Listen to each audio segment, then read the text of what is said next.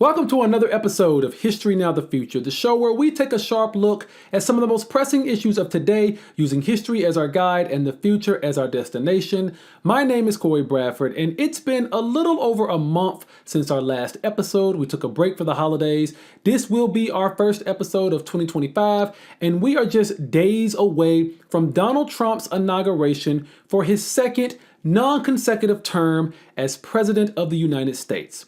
And if you were wondering whether or not Trump has become a bit more dignified in the 4 years since he last held office, well, the short answer to that question is no, he hasn't. The long answer is fuck no, he hasn't. In fact, somehow Donald Trump has gotten even more deranged, even though the stakes are so much lower this time around, with him essentially being a term-limited president now. Instead of focusing on the many economic issues that plague the working class, such as high prices, limited housing, and the seemingly never-ending healthcare crisis, shout out to Luigi, Trump decided that his first crucial task will be trying to take back the Panama Canal, arguing that China has too much influence over it and that Americans are being squeezed every time they have to pass their ships through it. In actuality, he's probably wanting to avoid the canal fees in a desperate attempt to offset the higher importing prices that will be associated with his terrible tariffs plan. In addition to his Panama Canal bid, Donald Trump took batshit idea month up a notch by saying he would like to enter into negotiations with Denmark to buy Greenland. Such an important issue, right? And if Denmark doesn't want to sell the US Greenland, he hasn't ruled out a military option in which he will just take Greenland. Which is insane, because why would Greenland want to be controlled by the US? Who leaves a place with universal healthcare to come to a non-universal healthcare country? They're not trying to give up their clean air and water for more guns and NFL rights. Trump rounded out his top priorities list by declaring his plans to rename the Gulf of Mexico to the Gulf of America. Because that's what kept us up at night, right? The official name of the Gulf of Mexico. That's what drove us all to the polls back in November. Shit, I'm surprised he's not trying to name it the Gulf of Trump, or the Gulf of Anglo-Saxons, or some other dumb shit like that. If he really wanted the name to reflect the US states that border it, he should rename it the Gulf of Diabetes and Teen Pregnancy. But these distractions serve a dual purpose. Of course, this is designed to distract you from the fact that those grocery prices aren't going down anytime soon. But Trump also needed to distract from a major civil war that was breaking out within conservative circles, mainly between far-right Trump supporters and two rising stars with the Republican Party, tech billionaire Elon Musk and Vivek Ramaswamy. You see, Elon Musk asserted on Twitter X that H-1B visas that the United States uses to get extremely qualified workers fast-tracked into the country as legal immigrants, are extremely crucial to filling positions at the types of tech jobs that fuel Elon Musk's empire. This is due mainly to his belief that there are simply a shortage of Americans who can actually do these tech jobs. MAGA Republicans fired back, saying that they don't want any new immigrants coming into this country, regardless of whether or not they were coming here legally and regardless of their country of origin. Elon Musk defended his position on the legal immigration of these highly skilled workers, as he is an immigrant himself. Vivek Ramaswamy also defended this practice, as he is the son of immigrants, and both of them set off a war within their own side, going back and forth with MAGA Republicans who swore up and down that Americans were smart enough to do these jobs. Yeah, right. So many MAGA Republicans rallied against Musk that he actually started suppressing their accounts on Twitter. Many of them had their premium features disabled. Some of them were banned outright. This coming from the guy who claims he's the ultimate free speech warrior. I guess it only has to be speech that he agrees with. Trump actually sided with Elon Musk on this particular issue, claiming that he's used H-1B visas on his property all the time. This illustrated once and for all that Trump is going to side with the rich billionaires and whatever they want, because he's already gotten what he needed from the working class voters, their votes. He doesn't need the approval of the voters anymore. He's going to do whatever he wants to do and whatever he thinks is best for his billionaire cult. As many of you like to say online, it's a big club and you ain't in it. And some of you are finally starting to realize that the you in that statement is in fact You. But Trump was able to successfully distract from all this Republican infighting by preying on far-right conservative Americans and their propensity for wanting to engage in expansionism. I mean, conquering land that doesn't belong to you. It's literally in their DNA. But one thing Trump can't distract from are the congressional hearings on his respective nominees. Such hearings took place on Pete Hegseth, a guy we've talked about on this show before. Pete Hegseth is a veteran of the National Guard and a former Fox News host who Trump nominated for the position of Secretary of Defense. And as we've seen from these hearings, he is wildly unqualified for such a role. This is especially true when you compare him to the people who served as Secretary of Defense under both Trump and Biden. Trump's first Secretary of Defense was Jim Mattis, a 4-star Marine general with the highest pay grade of 010. Biden's Secretary of Defense is Lloyd Austin, also a 4-star general with a pay grade of 010. Pete Hegseth, he's a major from the National Guard with a pay grade of 04. And not to belittle anyone who serves in our armed forces, but that's simply nowhere near the level of qualifications those generals had. It's funny that Pete and all these conservatives have been screaming their heads off about how DEI is ruining the military without truly understanding the irony that Pete himself is literally a DEI hire. What's the one thing that conservatives always say about DEI hires? I just don't think they're going to be qualified. I just want the most qualified person for the position regardless of their skin color. Now, first of all, when they say that in regards to a black person, we all know that just means that they're at the very least a bigot, because in their minds, they don't believe a black person could be the most qualified person for any particular job. But the tragic irony in that statement is that there are so many mediocre, unqualified white guys who get positions in life solely because they're white. And Pete Hegseth is a key example of this. He is everything that conservatives warned us about DEI. He is a willfully unqualified candidate who is only getting that position because he's white. And more specifically, because he's a white man who has far-right extremist Christian nationalist views that coincide with what Donald Trump is trying to cultivate here. In fact, based off of his current picks, Trump's cabinet is going to be filled with unqualified DEI hires. Tulsi Gabbard is not qualified to run national intelligence. Robert F. Kennedy Jr. has never held any official medical or administrative position near healthcare. So how is he qualified to be over Health and Human Services? And there's no way little Marco Rubio is qualified to be Secretary of State.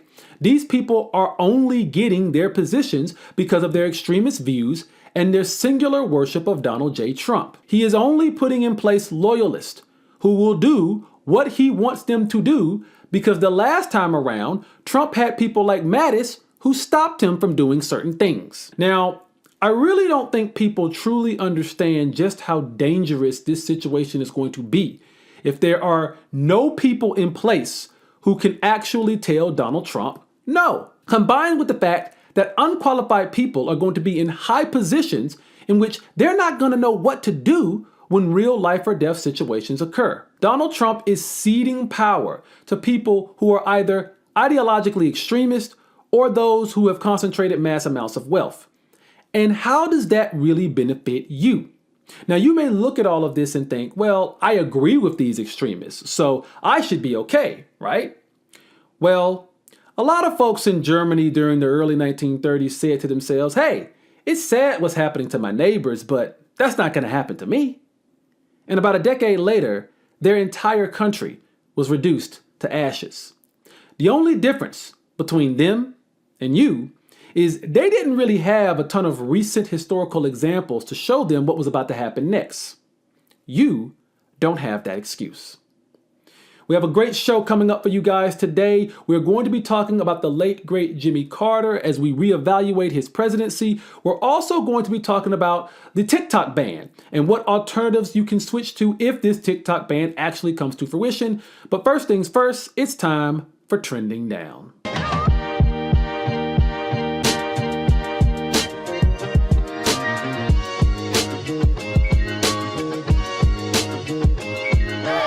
Welcome to Trending Down, a segment where we usually discuss the more trivial topics floating around the internet in the past week. But today, we're not going to be discussing something that's trivial. We're actually going to be discussing something that's quite tragic and is being made even worse by false information online.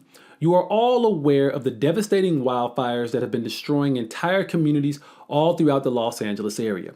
I have a lot of friends and colleagues in that area, so we are wishing them all the best and hoping they are all safe. But this situation has been made all the worse by incredibly false and misleading information that is spreading on social media like wildfire. The most obvious fucking joke in the world there. Particularly, we are seeing people trying to turn this natural disaster into a political issue. Now, to be fair, we've been turning natural disasters into political issues since Hurricane Katrina, nearly 20 years ago. But these days, social media has weaponized this practice to an untenable level.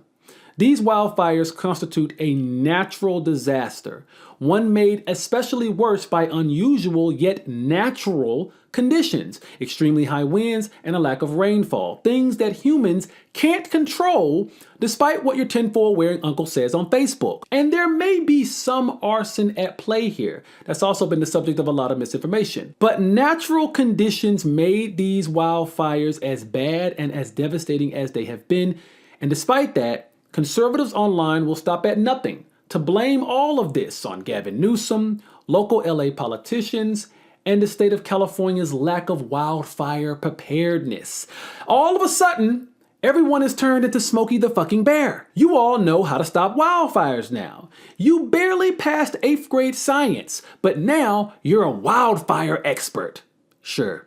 And these are the same people falling for every ridiculous rumor they hear online regarding these fires. The big one was that 60 firefighter trucks from Oregon were stopped at the California border and were prevented from coming into the state because they couldn't pass the smog test.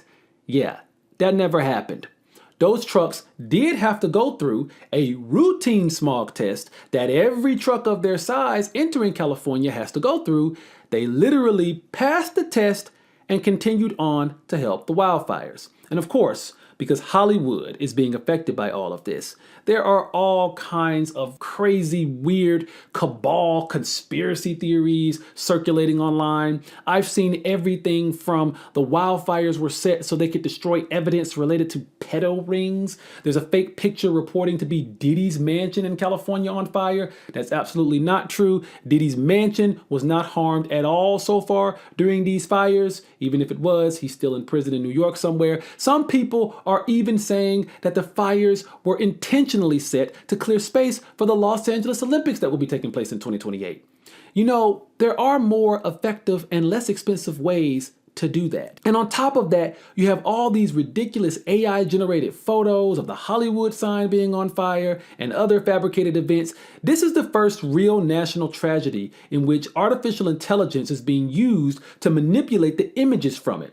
So much so that people really aren't going to be able to discern what is real and what isn't anymore, illustrating the pitfalls of living in a post-truth society. But I think beyond all of the misinformation and ridiculousness that we're seeing online, the saddest and most disturbing aspect of this situation for me is the fact that so many conservatives who love to call themselves patriots and true Americans have been cheering for the devastation caused by these wildfires because it's happening to areas of the country that they claim are too liberal. Claiming that these fires wouldn't have happened at all if the people in Southern California just voted for Republicans is one of the most asinine and laughable statements I've ever heard. Because the great people of North Carolina vote way more Republican than they do Democrat. And they still got hit with an unexpected hurricane a few months ago that devastated them to the core because they were simply not prepared for it. You see, Mother Nature doesn't give a single shit which corrupt political party you support. And no one of any note, cheered for the destruction bestowed upon North Carolina. In fact, the country banded together to try to help North Carolina. And yet, rumors and conspiracy theories persisted online about that event. Nonsense about the government controlling the weather and deliberate storms being used to mine lithium. These things were actually being shared online, unironically, by the same grown adults who told my generation back in the 1990s, you can't believe everything you see online. Yeah, no shit. What happened to you people? Seriously. If you're cheering for the destruction of a portion of this country simply because you disagree with the political ideologies and policies within that region, policies that have nothing to do with you, then you are not an American. You are not a patriot. You are simply a slave to the rhetoric of one political side. And I sincerely hope that you regain your critical thinking skills before it's too late.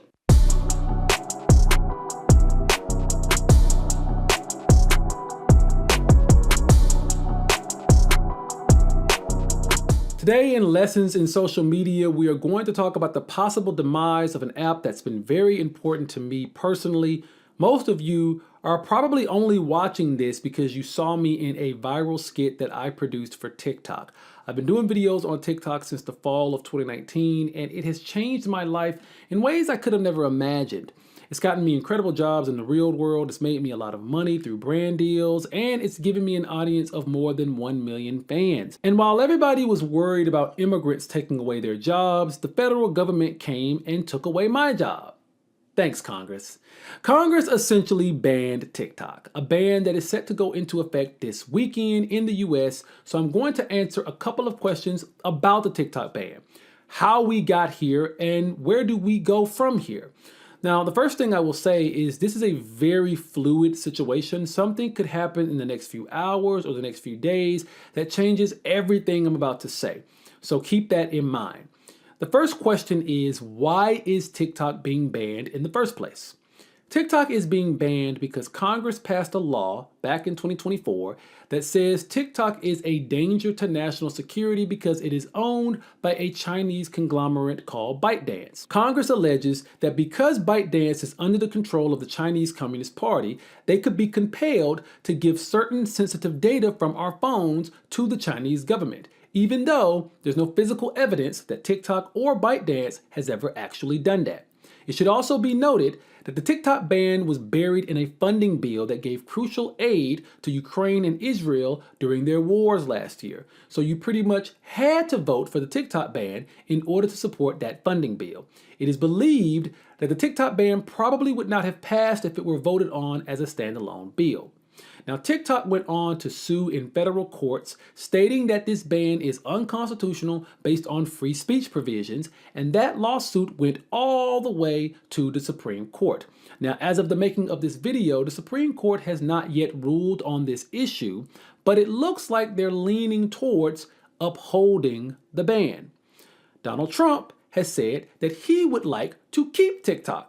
This after he personally tried to ban it in 2020. That ban failed. Trump has since changed his tune on TikTok, and many believe this is because there are billionaires associated with Trump who profit from TikTok. Trump may also credit the app for helping him in the election this past year. Either way, Trump has said he wants to try to save TikTok. He's even gone on to say that after the ban goes into effect, he may issue a 60 to 90 day extension that delays the ban as one of his first executive orders. Not sure if that extension would be legal, but there was a clause in this law stating that the ban could be delayed by up to 3 months if ByteDance had a plan in place to divest in TikTok. So I should also point that out. The bill was not banning TikTok outright. The bill basically said that TikTok would only be banned in the US if its parent company, ByteDance, did not divest from it and basically sell it to a non-Chinese entity. Which is crazy to think that US legislation could bully a company from another country into doing what we want them to do. But if TikTok were to be sold to a non-Chinese company, then it could effectively still operate in the United States. However, ByteDance has already said it doesn't really want to part ways with TikTok, and even if they did sell it, they definitely would not sell that precious algorithm that makes TikTok what it is. I should also note that earlier this week, Senator Ed Markey of Massachusetts introduced a bill into Congress that would also delay the TikTok ban. His bill would delay the ban by 270 days, giving ByteDance more time to possibly sell the TikTok company. Obviously, that bill would not be able to be passed before the ban starts this weekend. And if ByteDance were willing to sell TikTok, whom would they sell it to? Many companies are rumored to be having discussions with ByteDance, including Amazon, Walmart, and Oracle, who together tried to buy TikTok back in 2020 when Trump was trying to ban it. Even Microsoft could possibly purchase it, and they tried to buy it in 2020 as well. Some more ridiculous options are being thrown around as well. Elon Musk has threatened to buy TikTok. probably in order to destroy it as much as he's done with Twitter. However, when asked about the possibility of Elon Musk buying the app, representatives for ByteDance said that they could not be expected to comment on pure fiction. And a video started going viral this week of Mr. Beast, one of the most popular YouTubers, apparently trying to stir up enough support from investors so he could purchase TikTok.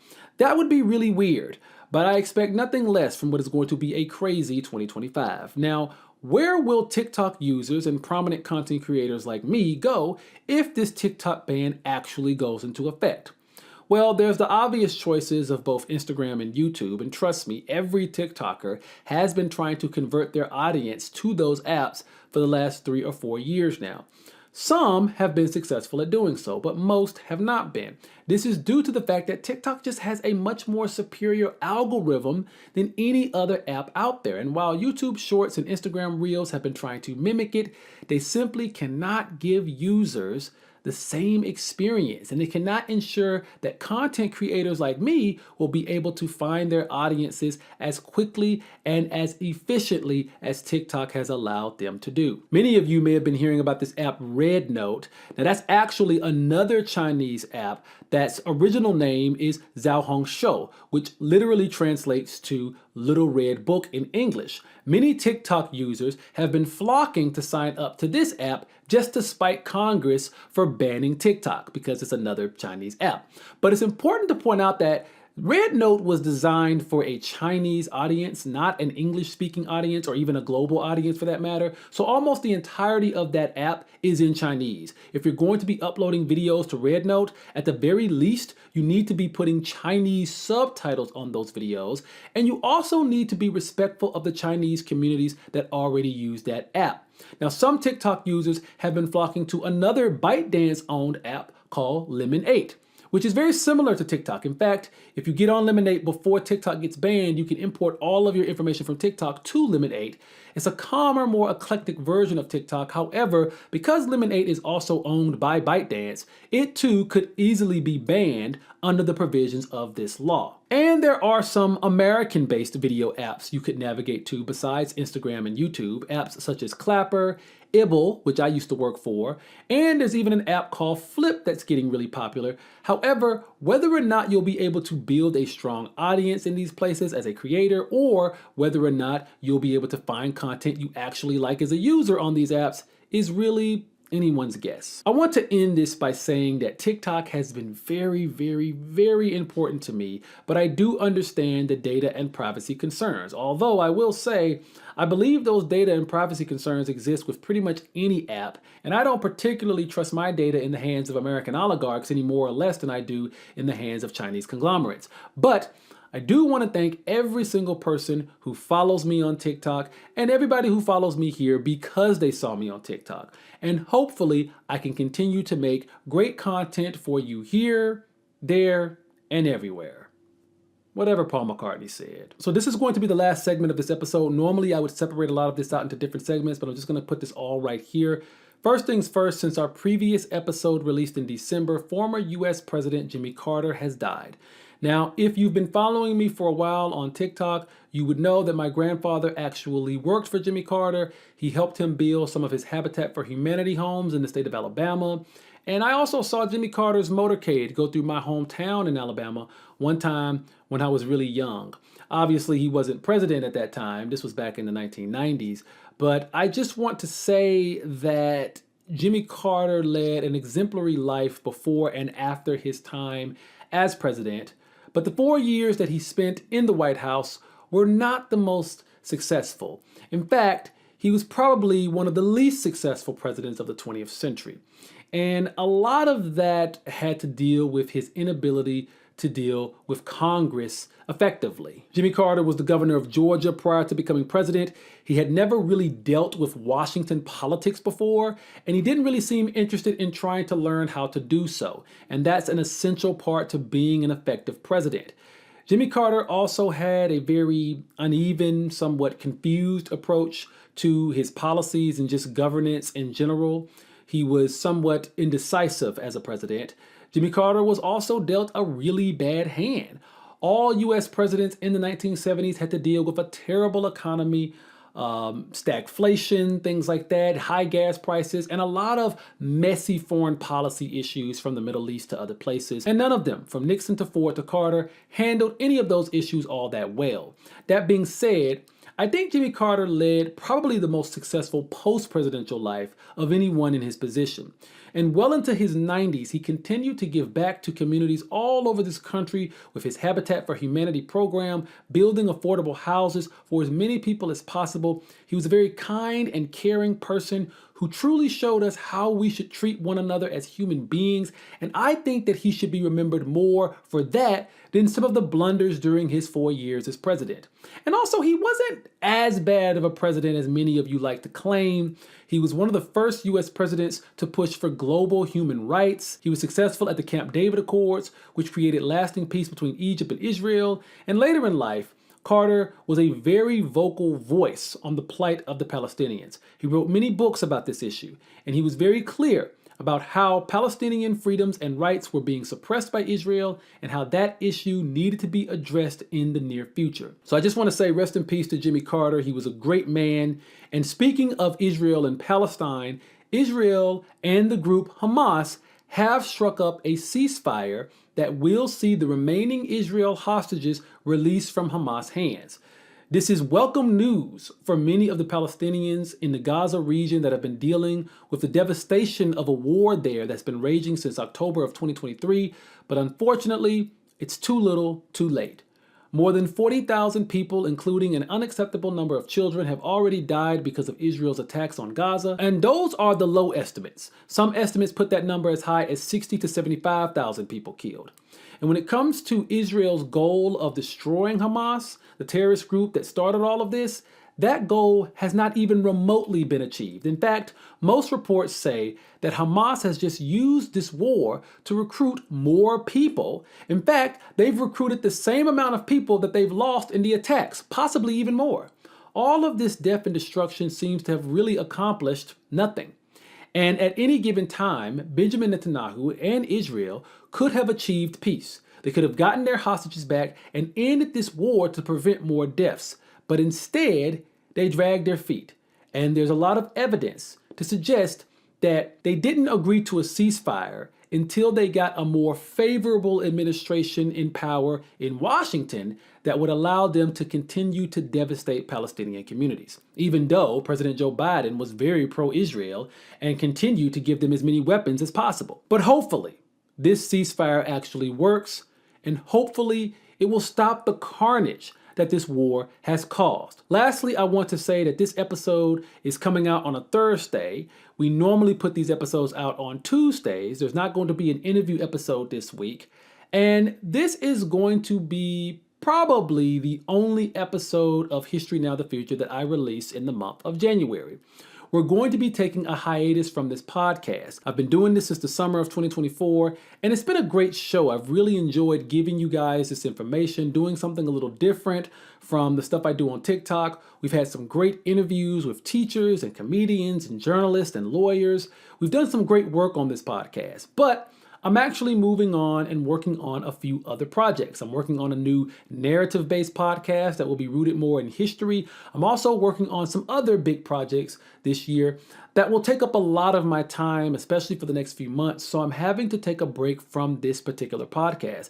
Now, that doesn't mean this is going to be the last episode. In fact, I plan on bringing this podcast back this spring, possibly with some moderators and other contributors, and hopefully we can retool it and make it even better than it was. In the meantime, I will be uploading different segments from previous episodes. So in case you've watched some of the podcast, but you haven't gotten through entire episodes, I will be taking some of the best segments and putting them out as individual clips. Now, I appreciate everyone who has supported this podcast and everyone who supports me on TikTok and everyone who continues to support my work wherever it may be. You guys are the absolute best. So thank you for watching this episode. Make sure to subscribe to this YouTube page so you can always get updates on everything that I will be doing this year.